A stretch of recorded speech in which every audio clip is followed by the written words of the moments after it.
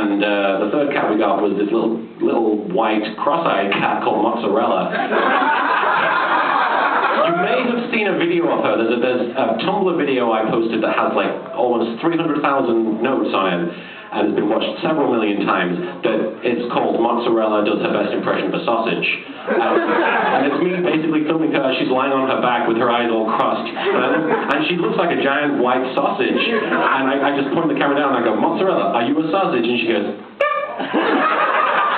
it's the cutest thing. I could not have scripted that. You need to watch it. If you look for mozzarella sausage, you'll find it. We had those 3 cats, and they were the best of friends. And then earlier this year, I was going to the Ren Fair, and the day before Spaghetti had been coughing and hacking up all his food. He wasn't keeping any of his food down. I was very worried about him. And I do apologize if there's a bit of a downer story after all the fun we've been having. I promise you will have a lot more laughs after this. It's all good. No, it's an important story for me, so I'm glad you asked. We were going to the Ren Fair, but then Spaghetti, the night before Spaghetti had been acting up, and we were like, well, he's probably just got an upset stomach. We'll take him to the vet, then we'll go to the Ren Fair, and we'll have a good time, we'll come back, and hopefully he'll be feeling better. We got to the Ren Fair, and we had to leave immediately because we got a phone call saying that Spaghetti actually had a rare condition from birth where his lower intestines were essentially moving into his heart sac and causing him to be unable to keep anything in his stomach. So he basically was at risk of dying at any point. You know, his breathing was erratic, and you know his heart was in a bad place. So we rushed back, and we were very upset. And we were told this surgery for him would cost $8,000. $8,000 it was at least. And we were like, we can't afford this.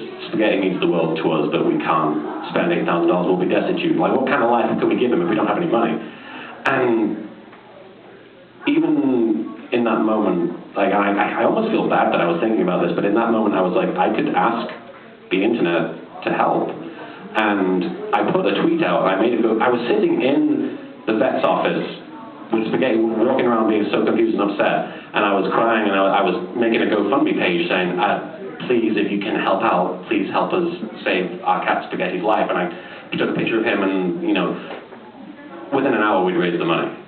It was insane. Like, the support that people showed was, I'm blown away, and I have to thank all of you guys, no matter who donated it or who even wasn't aware. The fact that people were willing to, just because I make a bloody YouTube show, it makes you realize that people are good, essentially. Like, that there are great people out there who are willing to help out, and I'm humbled by it. I really am. I was in such a good place.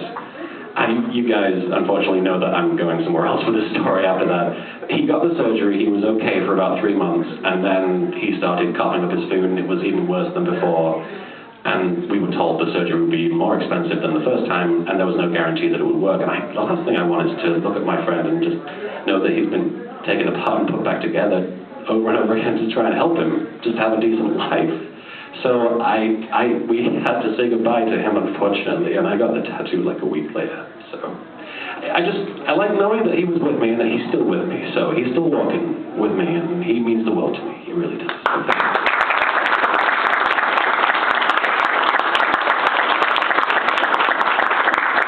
doesn't mean a lot to me that I get to tell that story, so thank you for asking that. It doesn't upset me. It's a good memory of him. I'll tell you a funny memory about Spaghetti so that we can cheer up after that. My wife loves Grumpy Cat. Who doesn't love Grumpy Cat?